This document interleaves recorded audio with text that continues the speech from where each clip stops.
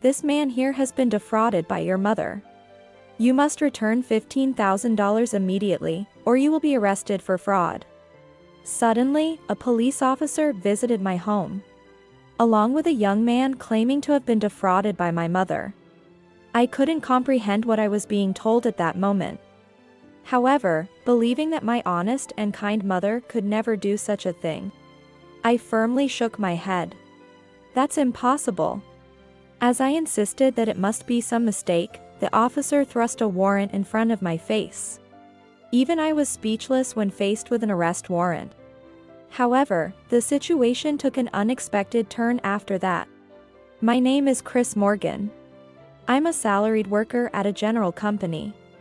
I'm busy with work every day, but I'm satisfied as I find my job fulfilling. While leading such a busy life, I took care of my mother when I returned home. My mother had always been frail, and once collapsed from overwork while working part-time at a supermarket. Since then, she had quit her part-time job and was now recuperating at home. She did her daily tasks slowly by herself, but I helped with cooking, laundry, and shopping. Of course, my father helped with shopping and walks when he had time. But he was busy with his job, so I mostly took care of my mother. I never found taking care of my mother to be a bother or unpleasant. She raised me to this point. Out of filial piety, I was looking after my mother. However, she always seemed concerned and kept being apologetic. "Chris, I'm really sorry. You must be tired from work, and yet you're helping me." I shook my head in response. "Don't worry about it, Mom." My mother's apologies were repeated every day.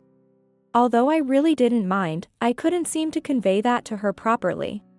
Not just in words, but I tried to show it in my actions too. Though I wasn't sure if she truly understood. That's how my frustrating days were going. A few days later, while I was cleaning the house, the doorbell rang. Thinking it might be a delivery, I opened the front door, only to find a man in a police uniform and a young man around 20 years old. I tilted my head in confusion. "Excuse me? Is there something you need at my house?" When I asked, the self-proclaimed officer showed me a police badge. "May I have a moment of your time?" As he said that, he stared at me intently.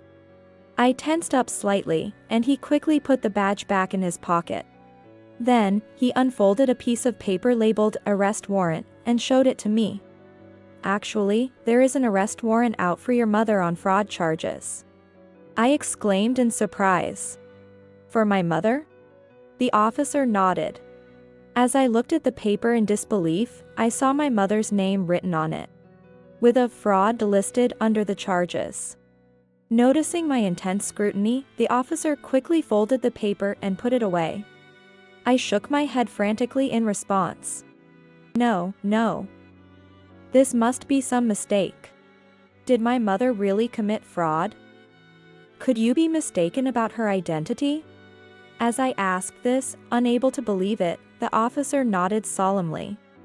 I understand it's hard for a son to believe. But unfortunately, it's true. Your mother defrauded this man of his money. He gestured towards the young man. The man had been looking down the whole time and didn't raise his head even when I looked at him. Finally noticing my gaze, he slightly raised his head, but quickly looked down again. As I continued to watch him, the officer began to speak. "This is Mr. Anderson. He worked at the same place as your mother." Mr. Anderson nodded slightly, though it was unclear whether it was a nod or an acknowledgement. I watched him, thinking. It was true that my mother had worked part-time at a supermarket until a few months ago. Maybe that's where they met. Maybe that's when they had this conversation. As I was coming to terms with this, the officer, speaking for Mr. Anderson, began. He was complaining about not being able to pay his tuition fees when your mother said to him, "I can increase it for you with stock investments." He gave her his entire savings of $15,000, which he had earned from part-time jobs. But since then, there has been no contact. The officer looked at me as he said this. Still unable to believe it, I shook my head. No, it can't be. I'm sorry, I just can't believe it. The officer let out an exaggerated sigh. I understand how you feel. It's hard to believe when a police officer and a victim of fraud suddenly come to arrest your mother for fraud. But please accept the reality. I remained speechless, and the officer continued. Mr. Anderson says he will withdraw the complaint if he gets back his $15,000 right away. Then, the arrest warrant will be nullified. What will you do? Hearing this, I looked at Mr. Anderson. He stood there, still looking uneasy and mostly looking down. I addressed him. Mr. Anderson? He looked up at me with exaggerated surprise. Observing his behavior, I asked cautiously. Excuse me. Just to confirm, may I ask when you gave my mother the $15,000? Mr. Anderson looked at the self-proclaimed officer. After the officer silently nodded, Mr. Anderson, looking somewhat downcast, answered. What? Oh, right. I think it was about a month ago, maybe? As Mr. Anderson answered hesitantly, I pressed him further. What? Don't you remember? Such an important matter. Mr. Anderson, you were defrauded of $15,000 by my mother, right? $1.5 million is a lot of money. Are you saying you don't remember? That's a lie, right? When was it really? As I bombarded him with questions, Mr. Anderson avoided eye contact and fell silent. As I was about to question him further, the self-proclaimed officer stepped between us and exclaimed. Anyway. He interrupted us with a shout. Startled by his voice, Mr. Anderson and I turned to him. The officer, seeming impatient, said, Mr. Morgan. Are you going to return the money now or not? You don't want to have a criminal in your family, do you? There's still time to make it right. What are you going to do? Feeling pressured by the officer's intensity, I nodded. Right. I understand. As a family member, I want to take responsibility. However, I don't have such a large amount of money here. May I call my father? The officer nodded with a satisfied look. Yes, of course. Go ahead. I took out my smartphone and said, I'll call my father to bring the $15,000 immediately. Please wait inside until then. As I said this, the officer nodded and looked at Mr. Anderson. Mr. Anderson was also looking at the officer and smiling. Despite my suspicions about the two, I let them into the house and led them to a room. Please wait in this room. As I opened the door, the two looked at me in surprise. I addressed them. I'm going to call my father. Please enter and wait inside. The self-proclaimed officer and Mr. Anderson, looking uneasy, nodded stiffly and entered the room as I urged them. After finishing the call to my father, I entered the room to find the officer and Mr. Anderson standing there, looking lost. I spoke to them. Sorry for the delay. My father will be back soon with the $15,000. The officer turned around with a startled look, and Mr. Anderson stood there, staring at a point, his face turning even paler than before. It made sense. The room I led them to had my bedridden mother lying in the bed. Yes. My mother had been ill, and now she was completely bedridden. I spoke while looking at her. My mother has been like this for a month now. She was always frail, but her condition has worsened recently. Hearing this, the self-proclaimed officer looked at me awkwardly. Mr. Anderson was completely lost for words. I continued, looking at the two. I never realized she was committing fraud in such a state. I still can't believe how she could have done it. As I spoke with my head down, the two began to whisper to each other. I heard Mr. Anderson's panicked voice. No, no. She was supposed to be in the hospital. Why is she here? The self-proclaimed officer responded in a frantic tone. Hey. You checked properly, right? What's going on here?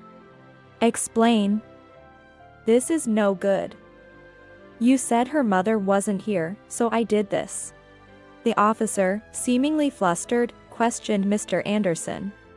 They seemed to have forgotten my presence and began arguing. I addressed them. But it's strange, isn't it?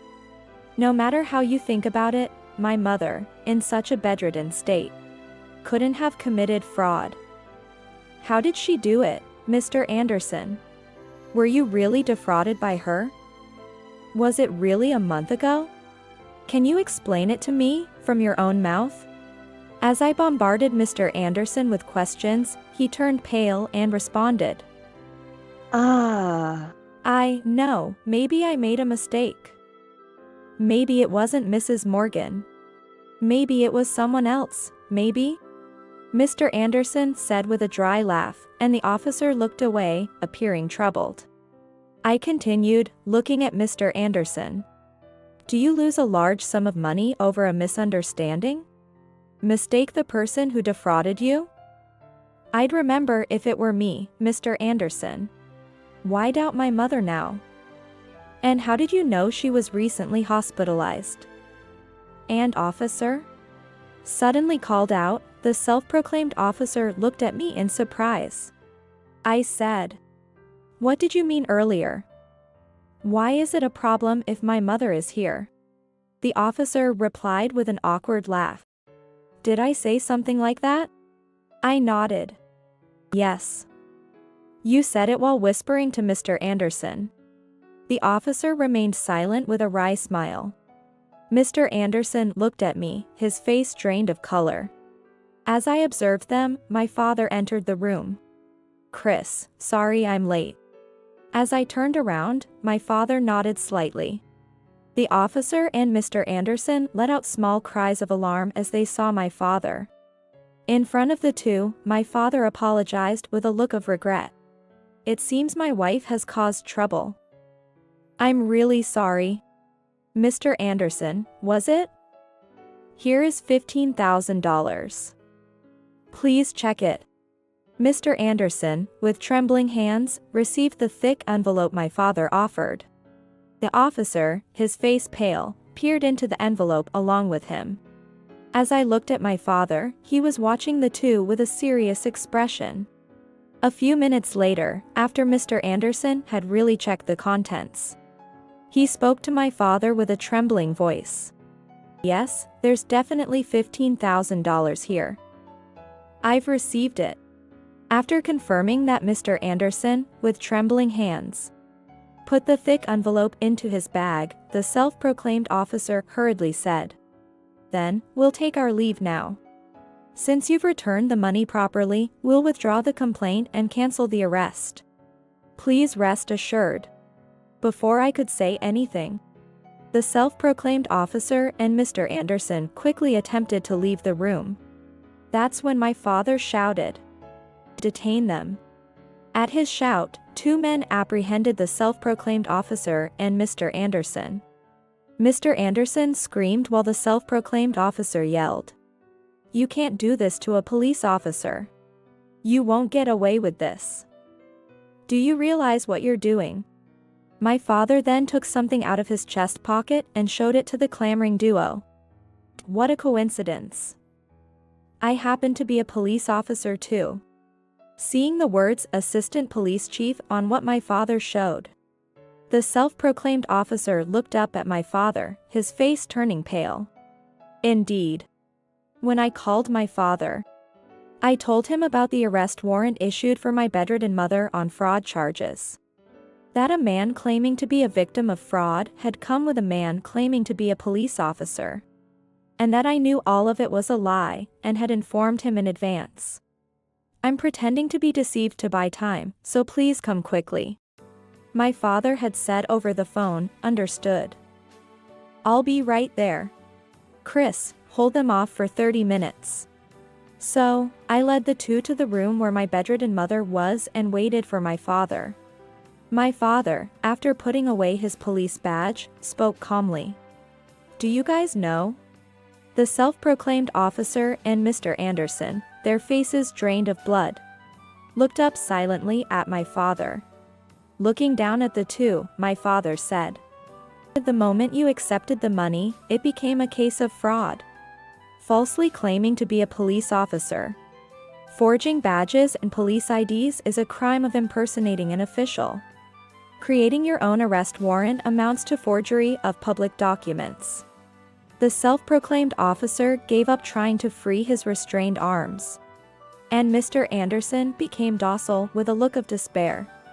As my father and the others began to take the two away, a faint voice was heard, and I couldn't help but shout, "Shh! Quiet! Dad! Mom!" My father looked at my mother's face in panic. "Hey! Do you recognize me? Chris is here too."